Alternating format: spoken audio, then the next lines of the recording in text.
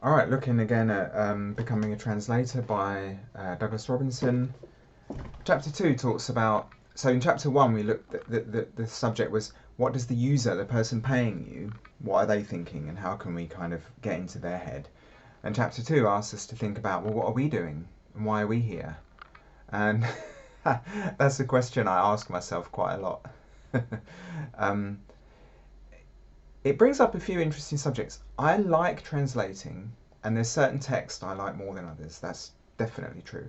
And I guess the texts I like are challenging enough that I feel like I'm learning something and getting a kind of free Chinese lesson, but they're easy enough that I don't have to just sit there going, oh, looking at 40 new words in one sentence and just thinking, wow, and every single one of them gets 0 hits on Google. You're like, oh, okay. Um, and something I really don't like doing is things like, that's come up quite a lot recently for me, is bank statements. Because bank statements, while there's hardly any text on the page and I can do them, I can translate your bank statement without reading it. I know pretty much everything that's going to be on there. It's just the amounts that are going to be different, right?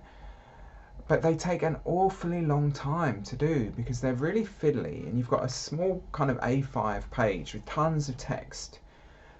In the little text box here, text box there, text box over here, and then these tables which sometimes line up, sometimes don't, and tables that kind of get cut off in the middle of a page and continue, and you've got to look back to the headers from the previous page and all that.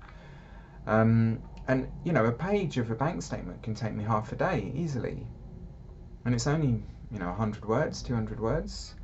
If I was a graphic designer, maybe that'd be different. And is it fair? Is it the right thing for me? I have no interest in being a graphic designer. I want to be a good translator. That I'm spending 2 hours creating tables. I mean, I know so much about tables in Word, you've got no idea.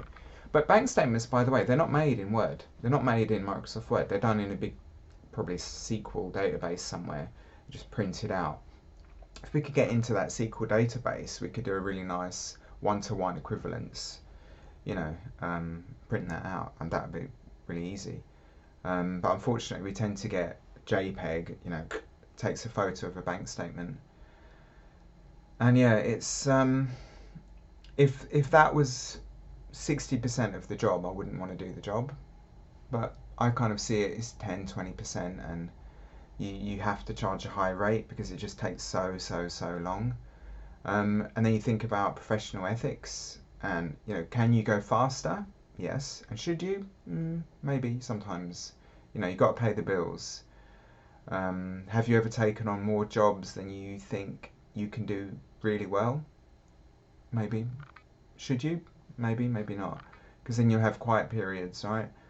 Um, Relationship with clients are really important here. Um, how important are your evenings? How important are your weekends? There's a lot to kind of unpack, trying to kind of maximize yourself and make sure you're getting something out of it. And one of my tips, I'll give you a little tip. No matter what, every day I do about 20 minutes of Chinese vocabulary learning, and I choose vocab, which is stuff I won't come across in my translating, really difficult characters.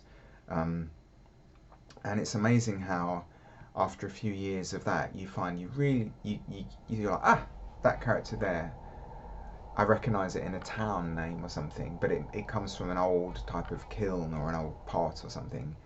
um, and it's amazing how you start to be able to kind of join dots that you didn't realise were missing. And yeah, no matter how good you are, you should always be improving your language skills.